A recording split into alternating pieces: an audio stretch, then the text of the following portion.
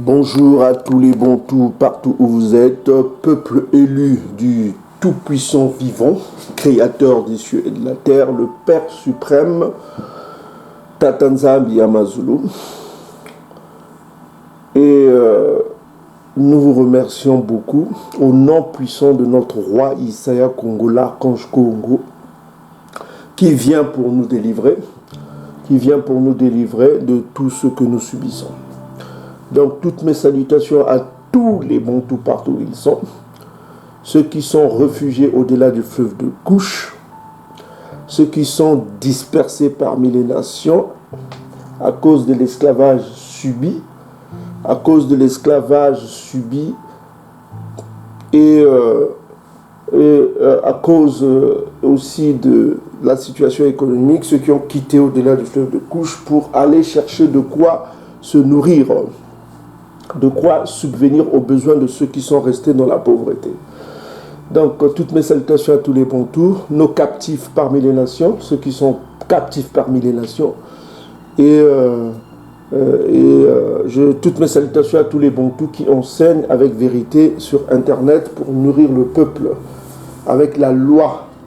Donc, voilà. Donc, je vous remercie beaucoup. Aujourd'hui, nous revenons.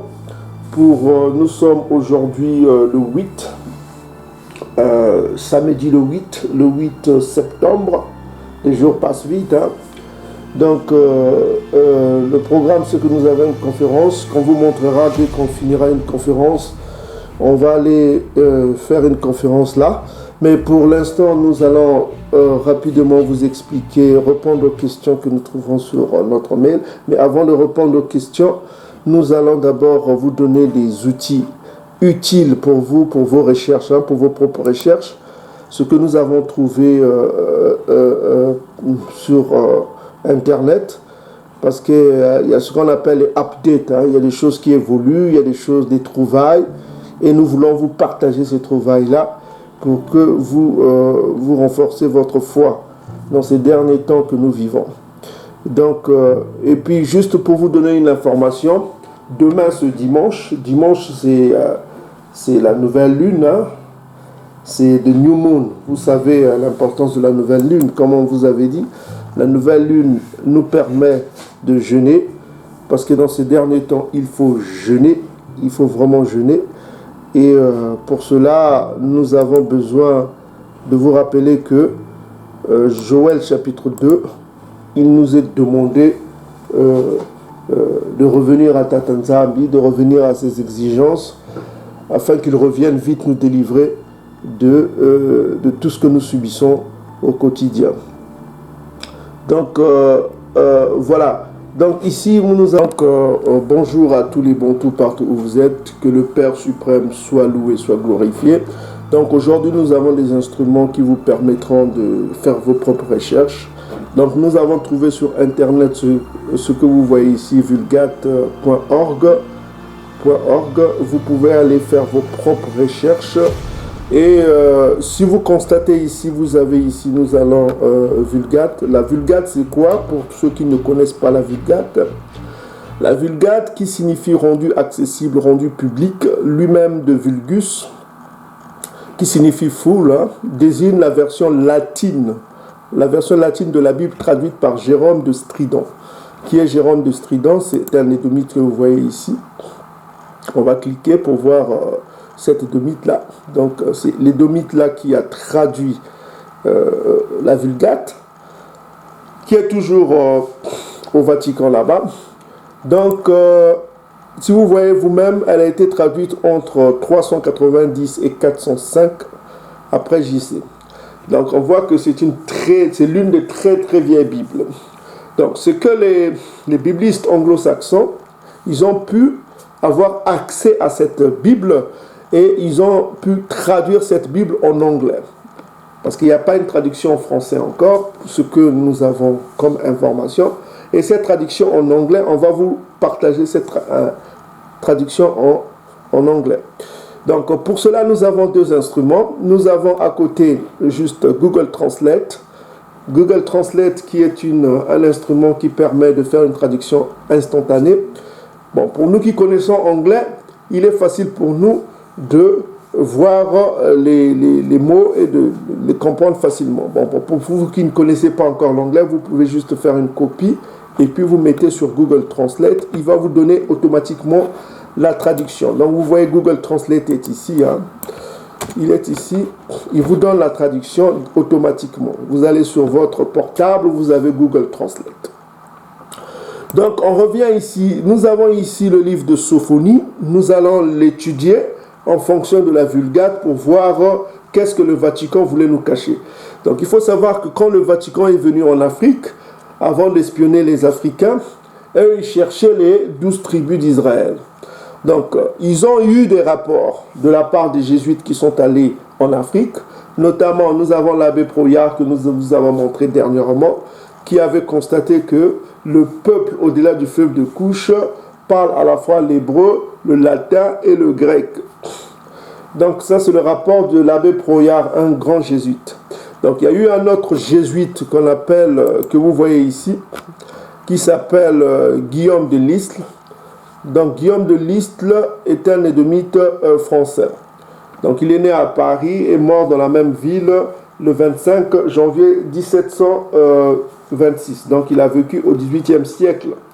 Donc son rapport au Vatican stipule que le peuple au-delà du fleuve de Couche, ils ont 12 royaumes sous l'autorité des anciens qu'on appelle les Makoko. Le mot Makoko vient du mot Congo, Lingala notamment, hein, c'est-à-dire Lingala. Koko, ça veut dire Lingala et les Teke, hein, notamment les Bateke, parce que c'est apparemment les Bateke qui régnaient sur ce royaume-là. Donc on voit que les 12 tribus étaient sous l'autorité des anciens. Les anciens, chaque tribu avait ses représentants. Comme vous pouvez le constater sur les cartes ici, les Bantous avaient 12 royaumes. Hein. On va cliquer un petit peu. Donc vous voyez sur la carte, vous avez 12 royaumes. 12 royaumes Bantous sous l'autorité des Makoko. Vous voyez Luango au côté, vous avez le Congo ici, vous pouvez royaume du Congo. Donc cette autorité était reconnue par les autres tribus. Donc on voit que dans la Bible, on vous parle aussi de cette structure hiérarchique, là où les anciens avaient un pouvoir. Si vous allez dans Nombre chapitre 11, versets 16 à 14, à 25, 24, on voit l'autorité des anciens sur le peuple d'Isolélé. Même au temps de Isaiah Congo que vous appelez Jésus, Matthieu chapitre 21, verset 23, on voit toujours cette structure hiérarchique, là où les anciens avaient un pouvoir, qu'on appelait les Nkaka, parce que le mot Nkaka, ça veut dire à la fois ancien, ça veut dire à la fois gouverneur. Donc ça vient du mot hébreu Nkaka, et les Bantous Bakongo utilisent toujours ce mot-là Nkaka, qui est dans la référence hébraïque et H27 verset H27 10. Nkaka. Nkaka, c'est le même mot que les Bakongo, qui est une autorité judaïque, c'est-à-dire les Benayandi, les Judas. Donc, ils utilisent ce mot-là avec force, les Nkaka. Les Ngala utilisent Koko, les Makoko ou les Bakoko. Les Bantous, Bakong utilisent Nkaka. Donc, si vous allez dans Matthieu chapitre 26, versets 3 et 47, vous voyez toujours cette structure hiérarchique, là où les anciens avaient beaucoup d'autorité sur le peuple élu. Donc cette structure, après la dispersion au-delà du fleuve de Couche, a été préservée. Donc, dernièrement, on vous a parlé de la tribu de Ziboulani, on vous a révélé la tribu de Ziboulani, Zaboulon. D'ailleurs, nous sommes le seul sur YouTube, sur toute la planète que vous respirez, la planète Terre. Nous avons reçu cette révélation de l'archange Congo et nous vous l'avons partagé. Il y a d'autres secrets que nous ne pouvons pas vous partager, mais ce que vous entendrez de nous, vous aurez des indices pour vous-même vous faire constituer le secret. C'est comme un puzzle. Donc on va vous donner juste des indices, beaucoup d'indices pour que vous-même dans votre esprit, parce que vous avez l'esprit des fils de Benanzambi, vous avez ceux qui gardent la loi, ils ont cette capacité, cet esprit Congo qui va les permettre eux-mêmes de voir la vérité et de la constituer. Donc nous allons vous donner beaucoup d'indices. Il faut suivre toutes nos vidéos parce que nous avons déjà donné beaucoup d'indices. Parce qu'il y a d'autres secrets que nous ne pouvons pas vous révéler sur YouTube. Ok? Il y a des gens qui sont sélectionnés qui peuvent recevoir ce secret-là. Donc, c'est pourquoi, écoutez, on va voir comment, quel était l'esprit des jésuites. Donc, nous sommes dans Sophonie chapitre 3 pour voir un peu la traduction qui a été faite par Jérôme en 390 et 405 avant JC. Donc, c'est une très vieille Bible. Plus vieille même que la Bible que nous avons montrée, la Bible anglo-saxonne, King James 1611. Là, on parlait notamment de Tatanzambi dans les apocryphes que nous vous avons montré.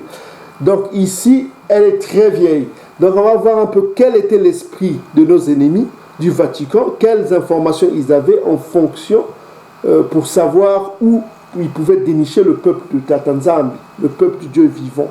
Donc, le livre de Sophonie donne des indices. Le livre d'Ésaïe, chapitre 18, donne aussi beaucoup d'indices pour savoir où sont les dispersés du peuple du Dieu vivant, créateur des cieux et de la terre. Où sont-ils cachés? Parce qu'ils étaient cachés, ils ne voulaient pas révéler leur identité. C'est pourquoi la transmission n'a pas été bien faite par nos bankaka. Parce qu'ils voulaient cacher leur identité. Mais ils ont été découverts par les jésuites. Ils ont pu découvrir leur localité avec l'évolution des moyens maritimes qui leur permettaient maintenant d'accéder au-delà du fleuve de Couche, parce que la forêt les empêchait avec les chevaux avant. Maintenant qu'ils ont eu accès, ils ont eu la technologie maritime qui leur permettait de faire de longs voyages, ils ont pu atteindre le royaume Congo qui était le quartier général de 12 royaumes Bantou. Donc ici on va aller dans Sophonie chapitre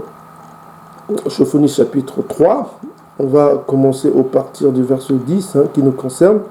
Donc ici il y a le latin d'abord parce que il y a ultra fulmina Ethiopia inde suppléé. Voilà.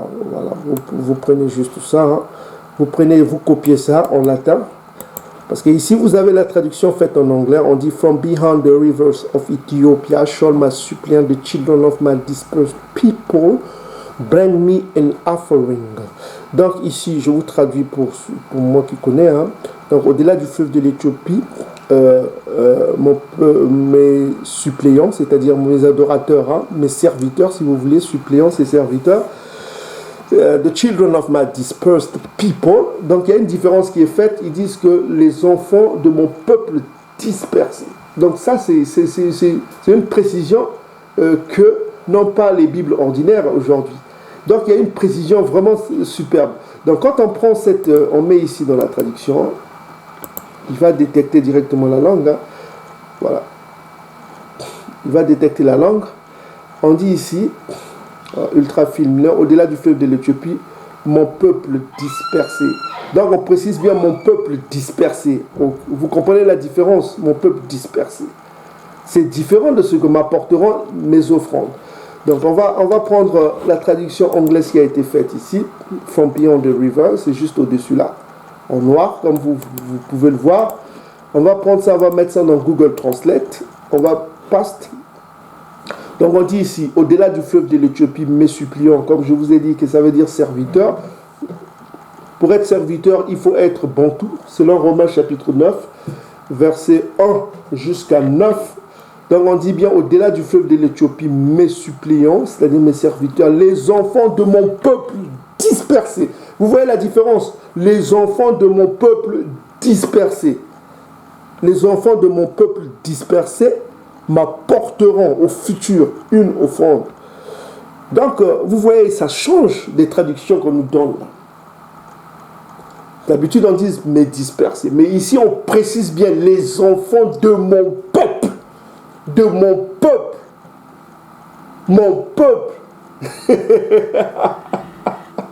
Ah, yao papa. Ah, Tatanzambi Amazulu. Ah, Tatanzambi est grand. Gloire à Congo.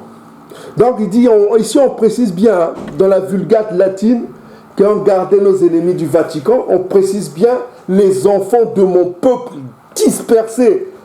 Ça change et c'est très fort, mes frères. Ça date de entre 390 et 405 après JC. C'est pas... C'est incroyable. Maintenant, on va prendre la suite au verset 11. On va copier ici. Parce que le latin, c'est pas notre langue. Hein. On va mettre ici, on va mettre la traduction qui a été faite par les Britanniques. Ok, voilà. On dit, en ces jours-là, tu n'auras pas honte. Dans toutes vos Bibles, on dit que tu n'auras plus à rougir. On vous a démontré ça. Ici, on précise bien Echem. Je vous avais déjà donné la traduction. Tu n'auras plus honte de toutes les actions par lesquelles tu as transgressé contre moi. Qu'alors je retirerai du milieu de toi tous tes orgueils fanfarons, et tu n'auras plus, tu ne seras plus élevé à cause de ma montagne sainte. Donc c'est toujours que le peuple a eu rendez-vous à la montagne sainte, c'est-à-dire Ntsiyani. Vous voyez, ici on précise bien que le peuple a rendez-vous à la montagne sainte, Ntsiyani. Maintenant on va prendre la suite, verset 12. Verset 12, on dit ici, on dit quoi? Verset 12, ok. Verset 12, je laisserai au milieu de toi un peuple pauvre et nécessité, ils espéreront au nom de Congo. C'est-à-dire que, ici on traduit Seigneur. Donc, on voit ici que le peuple qui sera au-delà du fleuve de Couche sera un peuple pauvre et nécessité, qu'ils auront des nécessités, ça veut dire qu'ils auront des choses qu'ils n'auront pas, quoi. Voilà, quoi. Les pauvres, c'est ça la pauvreté. Ça vous rappelle Apocalypse chapitre 2, verset 9. Je connais ta pauvreté, ta détresse, bien que tu sois riche, et les calomnies de la part de ceux qui se disent Bantou, mais ne le sont pas, mais qui sont une synagogue de Satan. Voilà. Donc on voit la suite ici, verset 13, on nous dit quoi? Les restes d'Isolélé. Les restes d'Isolélé, c'est-à-dire que les élus d'Isolélé, quoi, les restes, remnant. Les restes d'Isolélé ne commettront pas d'iniquité. Pourquoi ils ne commettront pas d'iniquité? Parce que il leur sera donné, souvenez-vous, dans Ézéchiel chapitre 37, ils auront l'esprit promis. Ils auront l'esprit qu'on leur donnera. Le vrai Saint-Esprit qui viendra en eux, quand Isaïe lui-même viendra. Et cet esprit-là, de la crainte de Tatanzambi qui habitera en eux, ne leur permettra plus de commettre quoi? L'iniquité, le péché. Ils ne parleront plus de mensonges parce qu'ils seront un peuple véridique qui parlera de la vérité. Et on ne trouvera pas en eux de langue trompeuse dans leur bouche. Donc, les Vatican avaient ces informations-là cachées. Avant même l'esclavage, ils connaissaient là où était caché, selon la prophétie, le peuple du Dieu vivant, créateur de l'univers et de multi-univers. Regardez le ciel. Tout cela a été créé par le Père suprême, qui a mis sous l'autorité de tout cela un archange qu'on appelle Congo. Et le peuple de Congo, c'est les Bantous. Peuple Bantou. Vous voyez la grâce que vous avez? Est-ce que vous vous rendez compte de la grâce que vous avez? Est-ce que vous vous rendez compte du pouvoir qui vous sera donné? Est-ce que vous vous rendez compte que ce qui vous attend, ce n'est pas un royaume terrestre? Ce n'est pas le Congo, le Kenya, la Zambie, l'Afrique du Sud, tout ça. Ce n'est pas ça qui vous attend. Si vous gardez, si vous revenez à Tatanzambi, qu'est-ce qui vous attend? C'est le royaume de Mazulu, le royaume des cieux.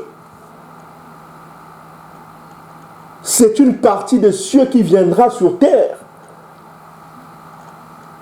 C'est ça votre récompense. Ce n'est pas les terres que vous voyez là, Israël actuel ou je ne sais pas quoi, Israël.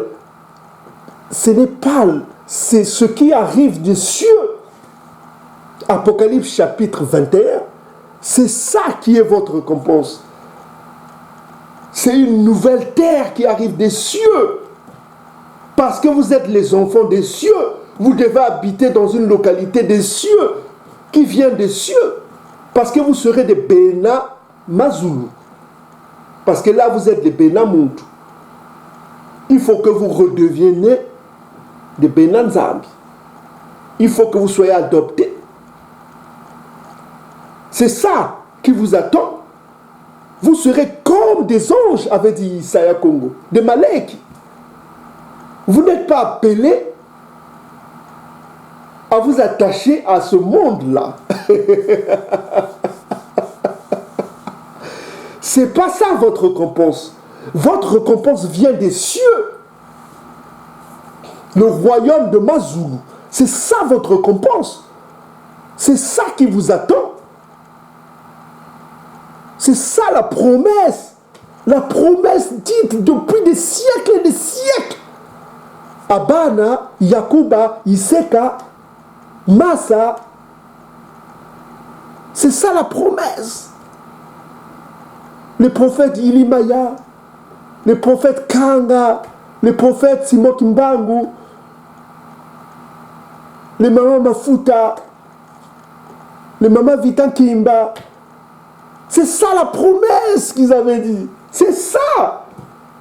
Parce que vous n'êtes pas de ce monde-là, que votre promesse, c'est quelque chose qui vient des cieux. On vous l'a dit. Ce qui vous attend, ce n'est pas ça. Ce n'est pas le Ntoto. C'est ça. Votre Ntoto vient des cieux. Ça viendra des cieux sur terre. Donc, c'est ce que je disais. On dit ici que les restes d'isolés ne commettront pas d'iniquité, ne parleront pas de mensonges et l'on ne trouvera pas de langue trompeuse dans leur bouche. Et le Vatican le savait. Ça, c'est la Vulgate qui le dit. Une très vieille Bible. Ok? Donc, on reprend encore dans la Vulgate. On va ici. Et on va identifier qui est ce peuple au-delà du fleuve Couche. On va leur donner un nom. Le prophète Sophonie va leur donner un nom. On va mettre la traduction ici. On va mettre Past. Alors, on est au verset 14. Sophonie. On les appelle filles de Ntian.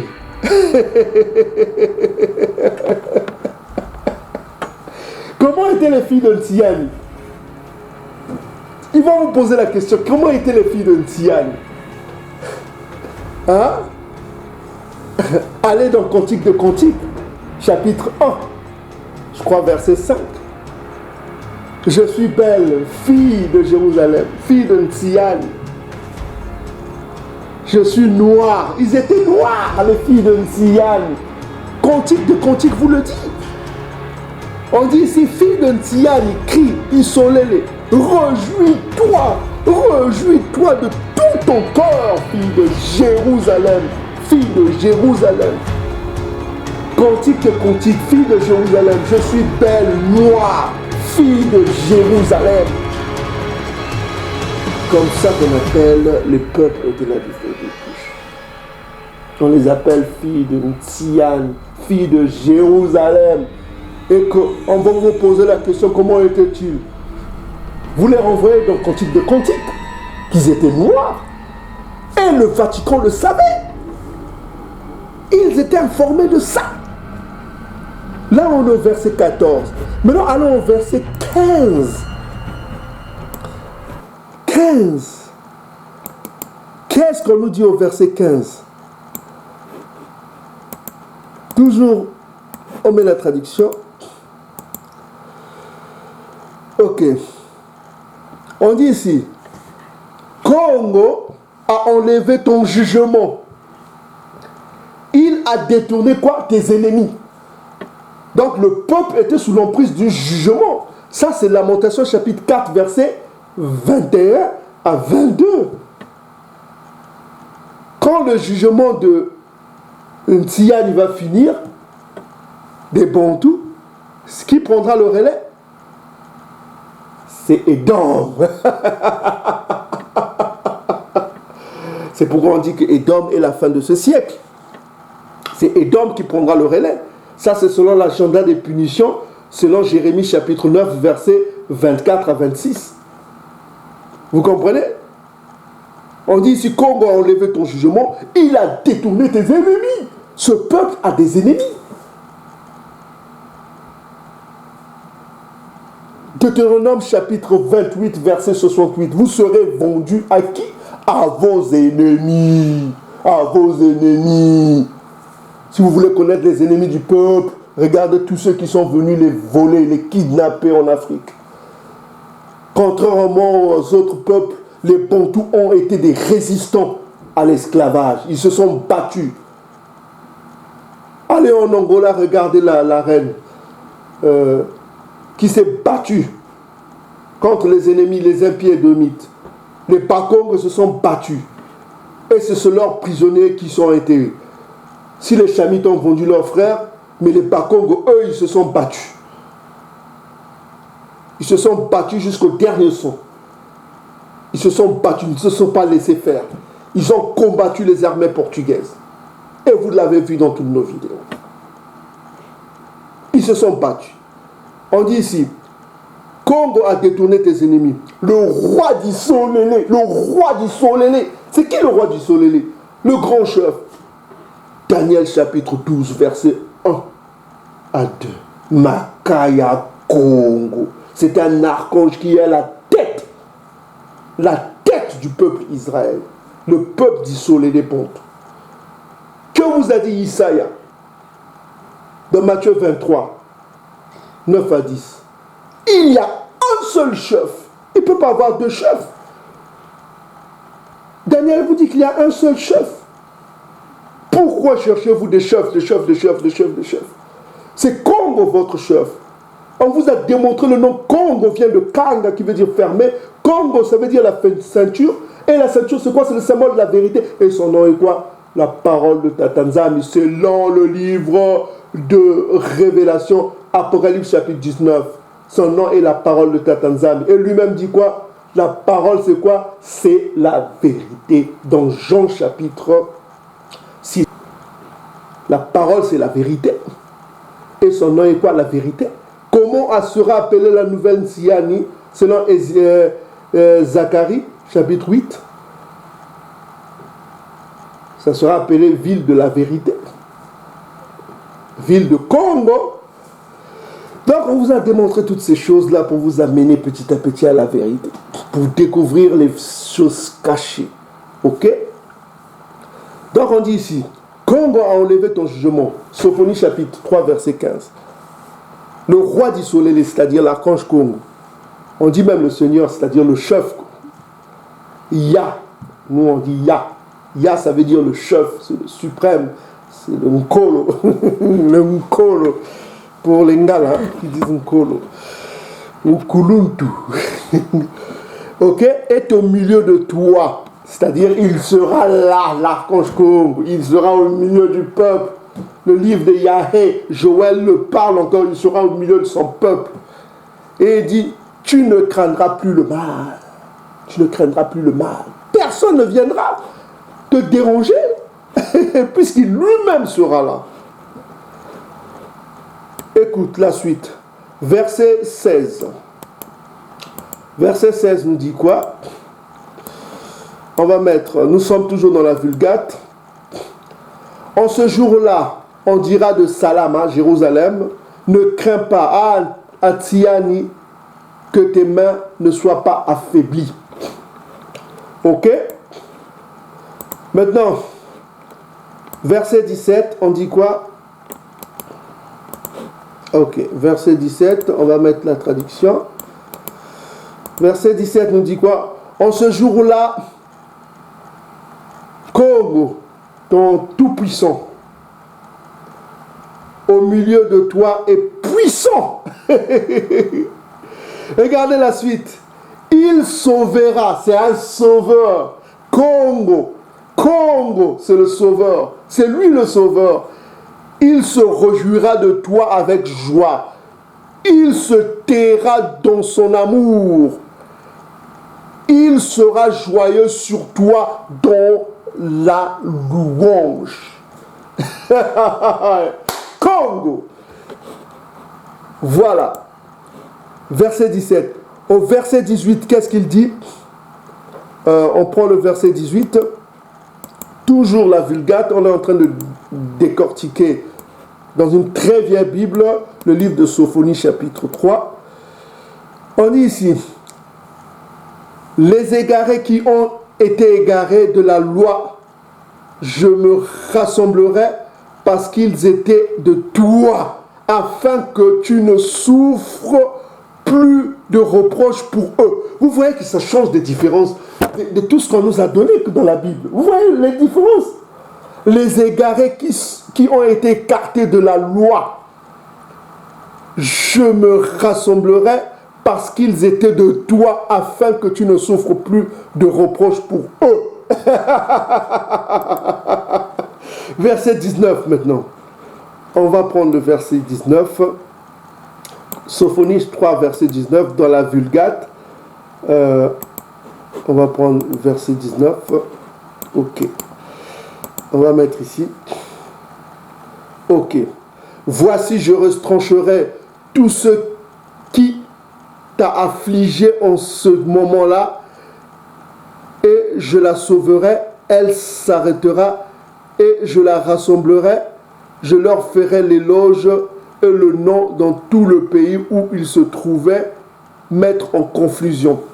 Donc, tous ceux qui sont allés en esclavage, nos frères, tout ça, ils seront rassemblés. Tous ceux qui sont allés en esclavage, qui ont souffert, dont Edom a mis en confusion, disant qu'ils ne sont pas le peuple de Tatanzambi. Tatanzambi les rassemblera. Congo les rassemblera. Ok? Congo les sauvera. Vous comprenez ce que vous savez? C'est puissant, hein? Allez, on est au verset 20. On va terminer au verset 20. Verset 20 dit quoi? Ok. Sophonie chapitre 3, verset 20. Nous sommes dans la Vulgate, traduction Vulgate du latin. Ok. En ce temps-là, quand je t'amènerai, ok? Je t'amènerai. I will bring you. Ok? Au moment où je te rassemblerai. Dit Congo. Ok? Ok. Ok.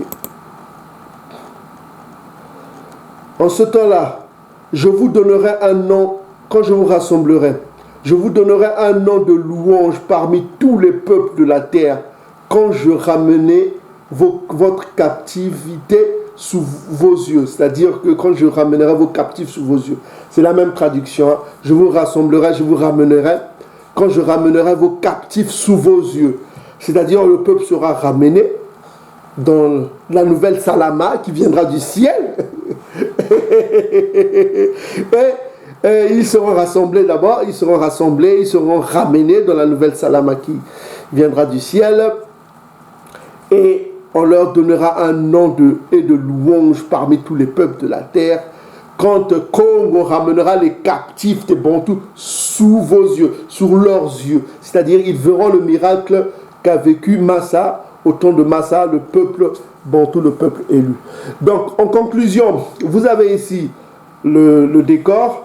On revient encore, toujours comme on vous a dit, au verset 10, on précise bien que les Bantous sont les dispersés du Dieu vivant. C'est ça la différence que vous ne trouverez pas dans vos Bibles, que c'est les dispersés du Dieu vivant, créateur des cieux et de la terre. C'est-à-dire, ils sont le peuple dispersé du Dieu vivant, du tout-puissant créateur des cieux et de la terre. Vous comprenez ce que ça veut dire? C'est le peuple élu. Les Bantous que vous voyez tous les jours. Les Bakongo, les Mangala, les Bateke, les Baluba, les Douala du Cameroun, au sud du Cameroun, tout ce monde-là, les Bantous là. Vous allez en Afrique du Sud, les Zoulous, ils s'appellent même Zoulous. Zoulou, ça veut dire peuple du ciel.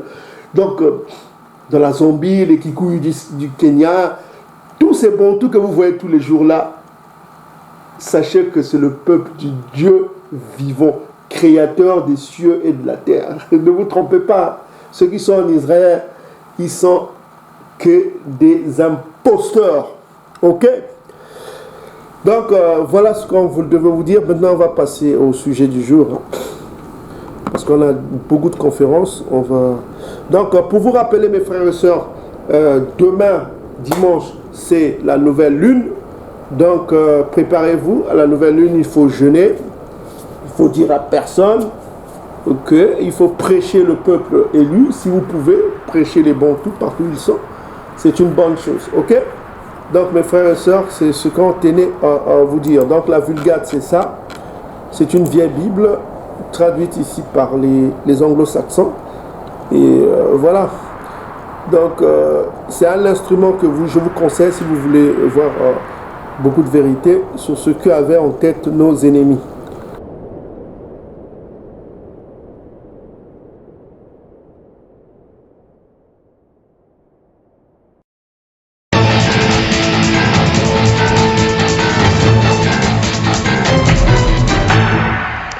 Bienvenue et merci d'être avec nous pour ce nouveau numéro de Reporter, le magazine de grands reportages de la rédaction de France 24. Direction aujourd'hui une région perdue à la frontière de la Sibérie et de l'extrême-orient russe dont vous n'avez sans doute jamais entendu parler. Il s'agit de l'État autonome du Birobidjan.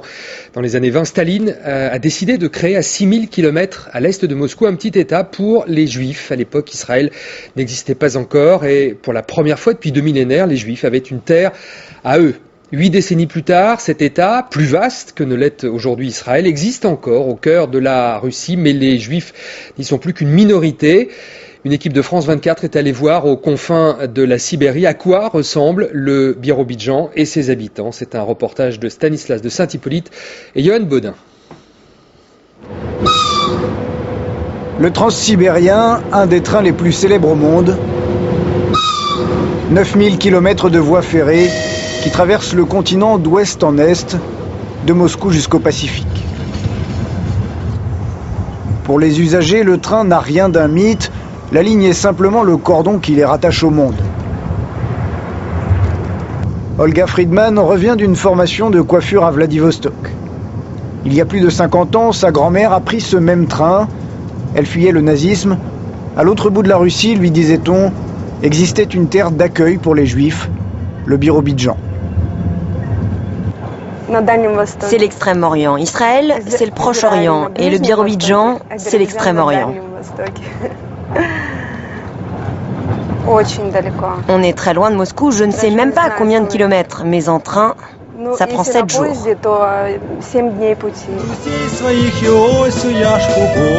3 générations plus tard, la famille Friedman a fait souche dans ce petit État lointain, l'État autonome juif du Birobidjan. Une petite station sur le transsibérien, 200 000 habitants à peine dans l'État, 80 000 dans la capitale, Birobidjan. En russe ou en caractère hébraïque, la culture juive ici est partout. Voici l'écrivain Shalom Aleichem.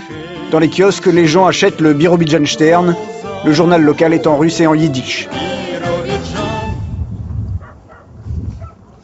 La création de l'État remonte aux années 20. Israël n'existe pas encore, les Juifs du RSS veulent un État.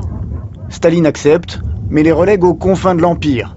Une terre vierge d'habitants, inhospitalière, où l'hiver est très rude et l'été infesté de moustiques.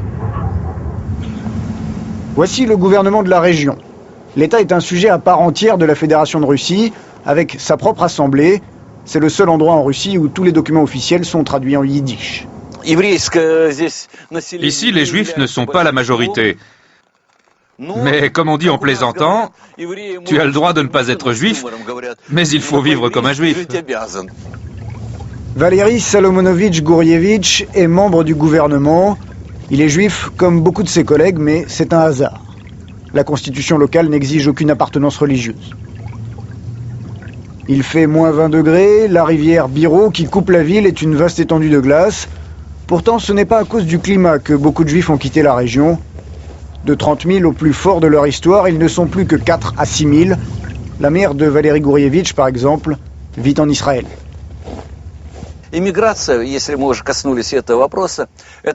L'émigration, c'est une question qui a surtout été importante au début des années 90, vers Israël, un peu en Allemagne et aux États-Unis. C'était lié aux conditions économiques difficiles. Beaucoup de gens au chômage, beaucoup de sites de production s'étaient arrêtés et les gens sont partis chercher une vie meilleure. Mais aujourd'hui, c'est la 4e année de suite que l'on a plus de retours d'immigrés au Birobidjan que de départ.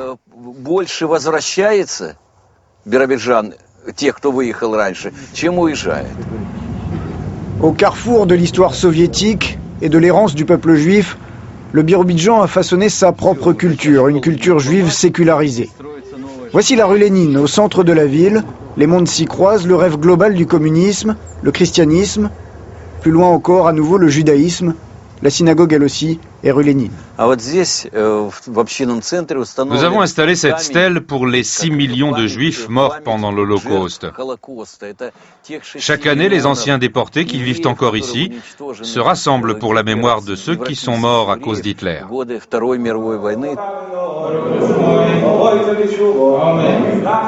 La synagogue principale de Birobidjan a été construite il y a 3 ans à peine. La ville venait alors d'accueillir un nouveau rabbin venu d'Israël, le premier rabbin depuis des décennies. À son arrivée, le choc a été dur. Après 70 ans d'athéisme soviétique, plus personne ne connaissait les prières.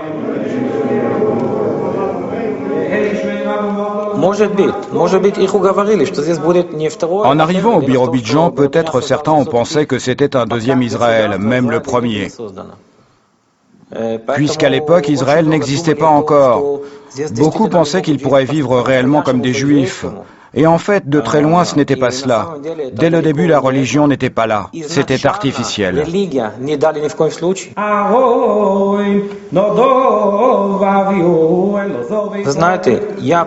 Vous savez, je connais bien le personnage de Staline.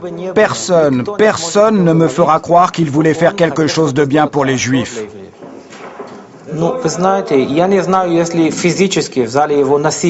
Je ne sais pas si on a forcé des Juifs physiquement à venir ici, mais moralement, dans toutes les villes, il y a eu de la propagande. Ici, il y a de la famine, il y a de la pauvreté. Il vous faut aller là-bas. Là-bas, ce sera beaucoup mieux. Oui, moralement, je dis bien moralement, les gens ont été forcés à venir ici.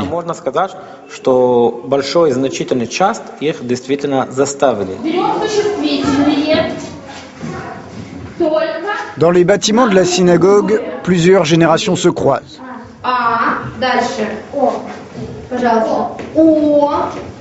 Aux plus jeunes, on apprend l'alphabet hébraïque et l'histoire de la religion juive. 3 étages plus bas, les attendent leurs aînés. Ils évoquent les proches partis pour Israël.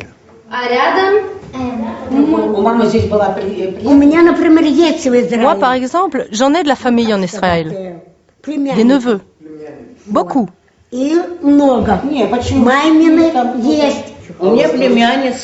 Moi, j'ai ma nièce et un petit-fils qui vivent en Israël. Moi, j'ai ma tante et mon frère et ma sœur. Bonjour à tous. Ça va bien? Parmi les plus âgés, peu savent encore s'exprimer en yiddish. Mais le sentiment d'être juif, même sans être religieux, est très fort.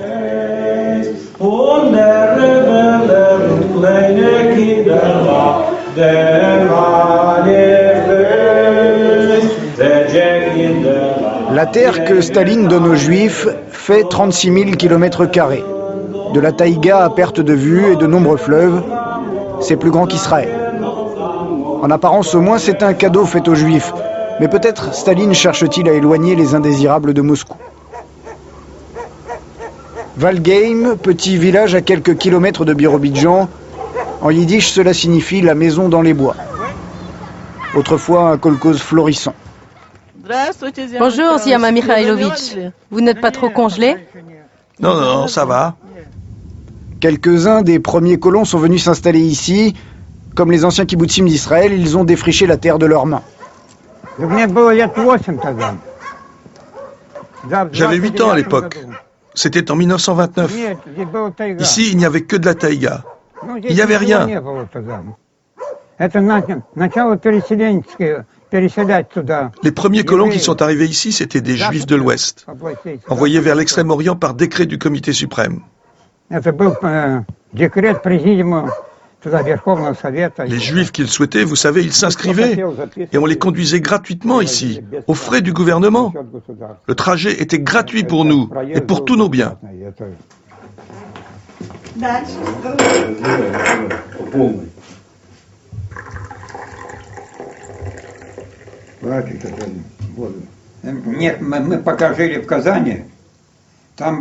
Avant de venir ici, quand on était à Kazan, mais oui, on observait les traditions religieuses. Mais quand on est arrivé ici, tout a été oublié. Toutes ces lois, toutes ces prières, on a tout jeté. Il n'y avait pas de synagogue, rien. Et croyez-moi, ça ne manquait à personne.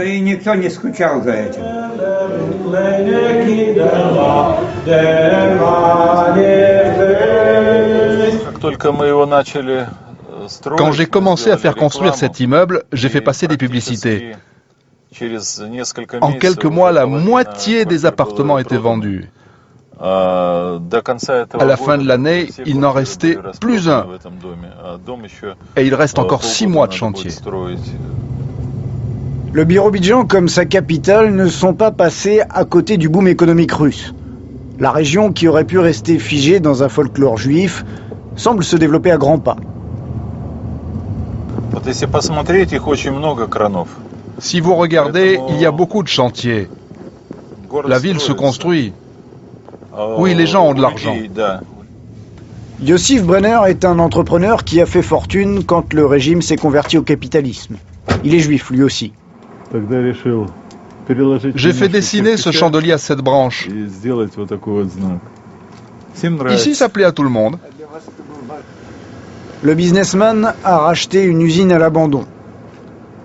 Il produit désormais du plastique, du métal et construit des maisonnettes de chantier. Yossif Brenner a plus d'une centaine de salariés sous ses ordres.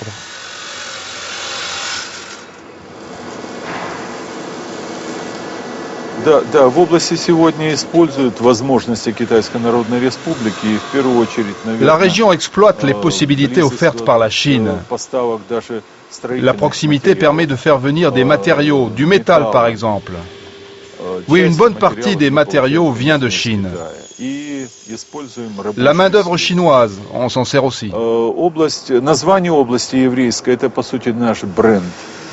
Le nom d'État juif, c'est une marque.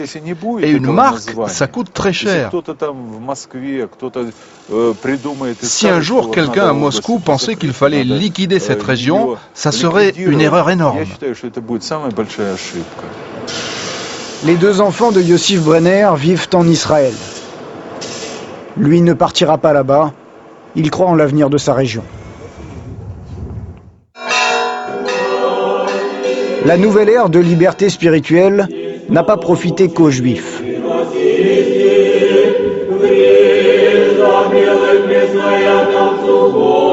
Ici, l'Église chrétienne orthodoxe a enregistré pour la seule année 2007 plus de 4000 baptêmes, presque autant que le nombre de Juifs vivant dans l'État.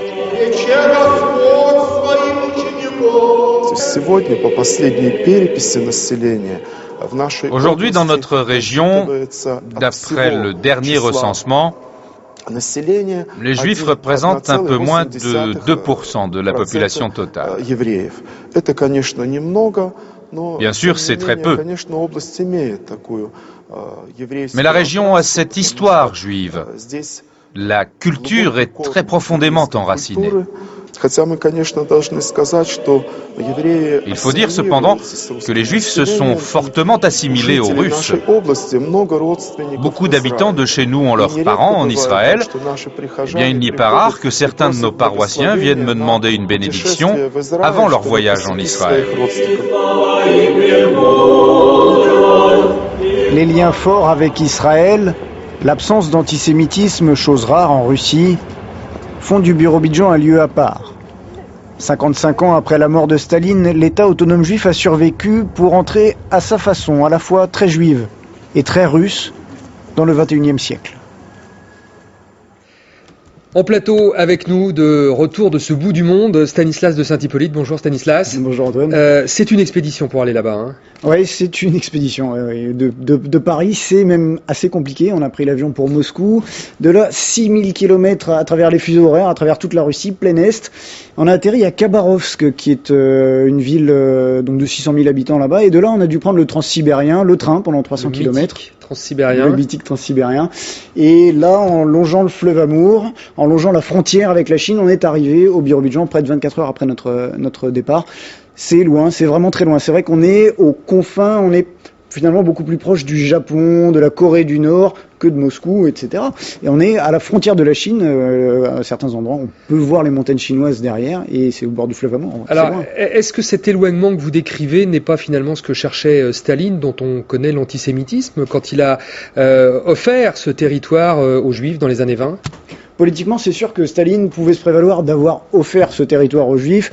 Maintenant, derrière, ça l'arrangeait a priori pas mal de pouvoir éloigner les Juifs qui n'étaient pas follement amoureux de Moscou. Loin, très très loin. Effectivement, en plus, à l'époque, les communications étaient très lentes, très difficiles. Une autre raison peut-être qu'on peut voir derrière son acte, Staline avait besoin de faire une zone de peuplement dans cette zone qui, à ce moment-là, était contestée par le Japon, qui avait la main mise sur la Mandchourie, en tout cas dans les années 30 après, et ça a pu servir à Staline. C'est clair que Staline a poursuivi dans sa vague antisémite, surtout dans les années après-guerre, 47 jusqu'à sa mort, 53. Il y a eu vraiment ce que Staline a appelé le combat contre le cosmopolitisme. Et là, au Birobidjan, ils en ont beaucoup souffert. Beaucoup de purges, beaucoup d'arrestations, de déportations, les synagogues fermées, la bibliothèque brûlée, etc. Et aujourd'hui, dans cette Russie où l'antisémitisme persiste, cet état du Birobidjan est à part ? C'est un état à part, clairement. Les gens sont très fiers là-bas. Aucun antisémitisme, disent-ils. Les juifs le disent, ce qui est important, bien sûr. Les autres communautés disent apprécier les juifs. On a parlé avec les orthodoxes, comme vous avez pu le voir dans le reportage. Non, c'est alors qu'effectivement, la Russie se démarque plutôt pour ça. Certains disent là-bas, il y a aussi l'effet Extrême-Orient. Là-bas, peu d'hommes, une grande nature. Donc l'homme se sent tout petit et les hommes ensemble s'entraident plus que se détestent. Merci Stanislas, c'est la fin de ce magazine. Merci à vous de l'avoir suivi. Magazine que vous pouvez retrouver en ligne sur notre site internet et que vous pouvez télécharger sur iTunes notamment. On se retrouve la semaine prochaine à la même heure pour un nouveau numéro de Reporter.